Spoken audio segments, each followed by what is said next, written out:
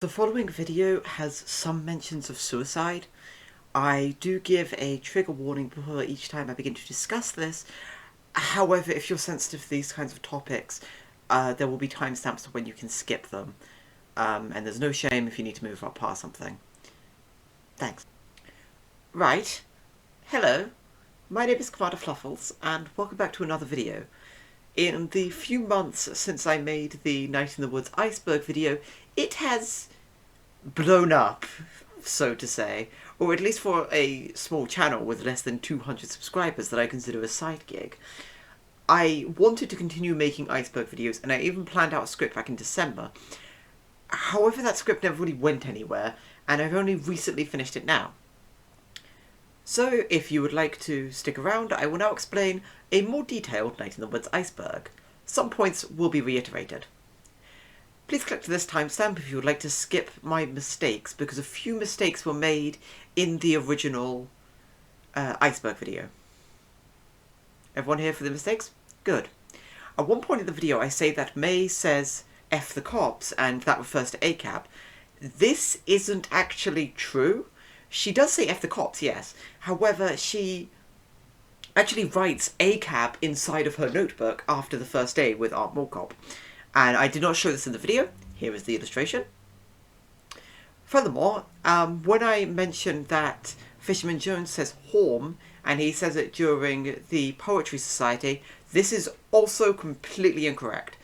If you go down into the underlevel, between the next to the poster with Casey, if you go down there and you talk to Fisherman Jones, one day he will rhyme home with Horm. He does not do that normally. That's all the mistakes I can really think of off the top of my head here. This part doesn't actually have a script, so without further ado, enjoy the rest of the Iceberg.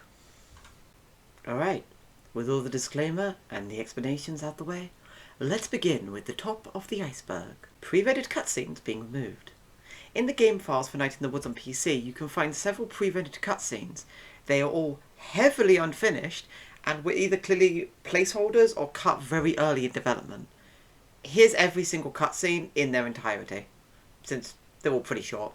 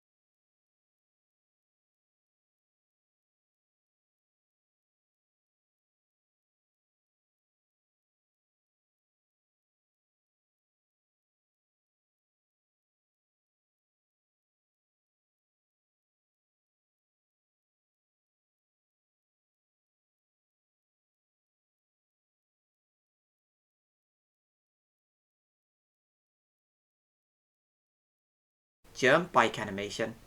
This is an unused animation of Germ. It was never used, and it has no reference in the game, and at one point it has this cursed angle. Gorgeous. Mae's third shoe. Mae's third shoe refers to an apparent oversight when Mae goes to bed. She takes off her shoes before going to sleep, but apparently there is a third shoe in the scene. I went back and I went to sleep as Mae. Here's the footage. And I could not for the life of me see the third shoe. The creator of this iceberg vehemently claims that there is a third shoe. I'm not calling them a liar by any means, but I have no idea where this is. It could have been patched out. If anyone has any more information, please inform me. Mobile port. There was a mobile port announced for Night in the Woods a few years ago, but due to the suicide of Alex Walker, the mobile port was cancelled. It has, however, announced to be in development again. I believe it's only active development for the Android version, however. Pale Cat. Pale Cat is the protagonist of the minigame Demon Tower. If you'd like more information about Pale Cat, please check out my original Iceberg video. Jen. Greg's cousin Jen can be found near the church on one of the days. You can chat to her and she has a pretty wicked crossbow. Feral animals alongside anthro animals is normal in this universe. This refers to the fact that a raccoon, several rats, a bird, and a cat can all be found in Possum Springs. None of these are anthropomorphied, unlike the rest of the residents. It's likely an artistic choice just because they wanted to fill it out with actual animals, but from a lore perspective, I have no idea. I have my own theories, but this is not the time nor the place to share them. Hi, this is Fluffles in editing. While I was editing this video, I was just absentmindedly watching random GTC talks, and I ended up watching the talk on Night in the Woods, titled Nuke Possum Springs, and Scott Benson actually does cover what the whole stylistic choice. So here's the clip of him explaining the anthro animals and feral animals in the Night in the Woods universe. Because I haven't read anywhere, why did you decide to have random little kind of like creatures and animals like squirrels and cats running around when it's a town of cat people and That was God's original plan for the world. No, I mean, the animal people in the game are just how I drew cartoon animal people. There's just regular animals. Why are there humans and yet there are apes? Checkmate. No, there's no reason at all. There's no Thank reason. you. People are puzzled about that. That is actually the #1 question we get, is there's a cat, but there's also cats? So, yeah. I hope that's a sufficient answer. Longest Night. Longest Night refers to a minigame that was released around the time of the Kickstarter. It was a small supplemental where you play as Mae, and you just sort of point at stars and Angus will read them out to you. It was just meant as a sort of like prequel thing before Mae went to college. I believe it's free if you have the Weird Autumn Edition, which everybody should have if you own the game legitimately. Non-main character text color. I believe this refers to how some non-main characters have special text colors or special text things with them, but that's about it. Alright, that was the top of the iceberg. It was pretty short, but you know what, we got through. Let's move on to the next layer. Trigger warning for suicide reference. Please skip to this timestamp if you would like to avoid me referring to suicide. I'll keep it brief, but skip forward. Bruce is possibly suicidal. This is a fairly dark theory that has circled around the fanbase for a while. It essentially points to how if you talk to the character Bruce every day, he alludes to not being in Possum Springs much longer. Some people have extrapolated this to him literally killing himself, and when he says he will jump a train, he means in front of and not on.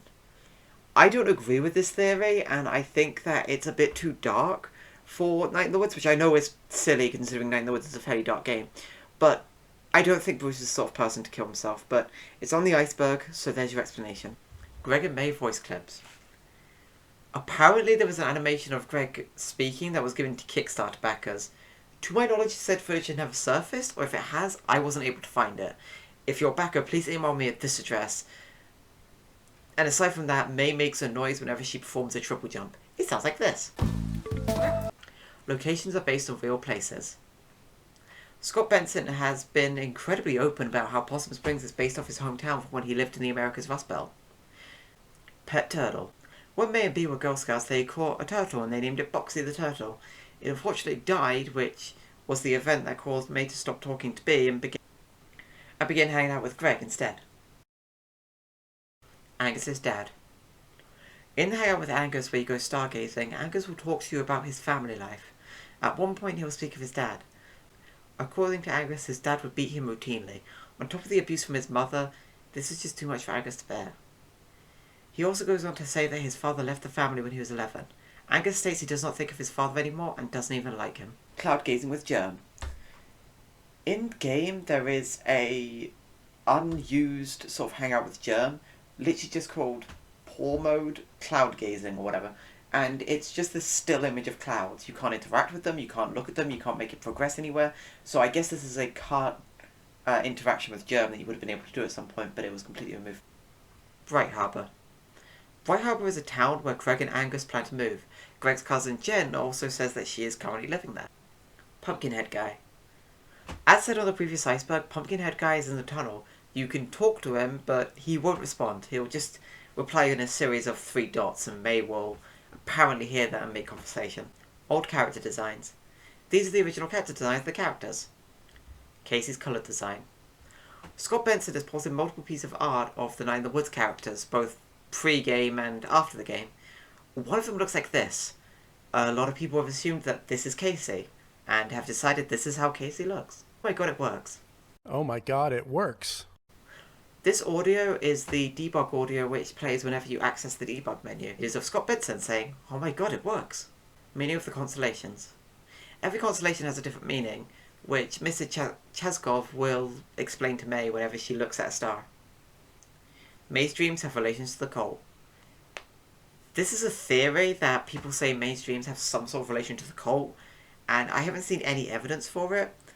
And I said there's more accurate theory saying that she astral projects. I'm not sure how it ties to the cult, and I couldn't find any real information about what this theory actually entails, but yeah. And now we move on to the next layer, and here we actually find things which even I had an issue discovering when I was first looking through the game. So, here we go. Owner of the arm. Nobody knows who owns the arm. There are no hints, there is no reference, and it is completely unknown who the owner of the arm is. And we never actually find out anywhere in the game, unless a developer tells us, or we get an update which gives us a secret. At this time, there's no idea. Other elevator voices. When you go to see Gregg and Angus for the first time, every floor has a different voice, and you can activate this. This should be pretty common knowledge, which I feel like a lot of players will encounter on their first playthrough. Why it's so deep in the iceberg, I have no idea. Smokey the Bear. This Smokey the Bear placeholder is in the game. I explained it fully on my other Iceberg video. Cut bird interactivity. There was a cut level simply called bird. There was an option to observe the bird in Mae's house, but doing so will do nothing. This kind of hints that there'd be some sort of minigame where you'd feed the bird or something, but who knows. The bell tower. Another cut level is the bell tower. This is the only image I found of the level. I have no idea where this level would take place, but from my research it seems a lot of people theorise it would have been tied to the church in some way. Perhaps Pastor K would take it clipping out of bounds. There were several locations where I was able to clip out of bounds of the game. To my knowledge, you're unable to do this now, but I may be wrong. BeaIQ Tunnel 1 and 2. BeaIQ Tunnel 1 and 2 are cut levels. One of them for some reason has a main model that just stands there. These levels were likely cut from the Bee investigation scene where you would venture through some tunnels instead of speaking to the teens and doing some grave robbing. True location of Mae's dreams. As I mentioned earlier, on the Iceberg there was a very popular theory that Mae is astral projecting in her dreams. This has led many theories to believe when Mae falls asleep she begins to astral project into a different town or an alternate universe, all the way to visions of the afterlife or even visions of the future. There's many theories and I don't have time to get. Miscarriages. Candy, Mae's mother, says how Mae is a miracle baby because she was the only baby to survive after multiple miscarriages. Mae sadly replies with, "That's me, the miracle baby." Possum Springs was nuked. This is a kind of silly fan theory. It says that Possum Springs is actually the area of a nuclear strike, and this is why everyone is an animal. There's many holes in this theory, but yeah, it's just a fun theory. Don't read too much into it. And now we move on to our final layer. The depths. Let's hope we find something new and you get educated. Kickstarter animation. According to the Kickstarter page, there was an animated short made for backers. The short has never surfaced or been released by anyone, not a Kickstarter backer, nor the developers themselves. This is another case of, if you have the animation, please email me, because I'd love to get this lost media out there. Unidentified cat's tombstone. Near Selma's there is a cat tombstone, and there is no real reference to this or anything. You can't interact with it, you can only just look at it. There's many theories about what it could be. Some think it's a religious artifact, while some say it's straight up a grave for someone who lived in Possum Springs who passed away. Incomplete janitor script. Unidentified janitor script. While editing this video, much with the Germ cloud gazing bit, I actually found more information about what this refers to. On screen now is a unused script which would have been towards the end of the game, I guess, with the janitor, which would have tried to shed some more lights on who the fuck the janitor is. This was never in the game, but it is on the Lost Media wiki. Links in the description if you'd like to go read through that. the final band practice. The final band practice does not exist. There are many theories that it does, but there is no evidence it's real. When you finish the game, you will go to band practice, where you make your final decision with whoever you spent your last hangout with, either Bea or Gregg. You'll decide if you tell Casey's parents about his demise. After that, Mae will say, well, should we get started with band practice? And then the credits roll. There's no final band practice. That's it, really. There's only 3, as far as I know. Was it 3 or 4? I don't know. But anyway, that is part 2 of The Night in the Woods Iceberg. Thank you all for watching. If you have any comments, concerns, anything like that, please leave a comment. I'm always open to critique of my audio, and I'm trying my best to improve. Please check out my main channel, it is in the description below. And I would love to see you back in the space soon, when I probably upload another silly video. Thanks for watching, and I hope you have a fantastic day.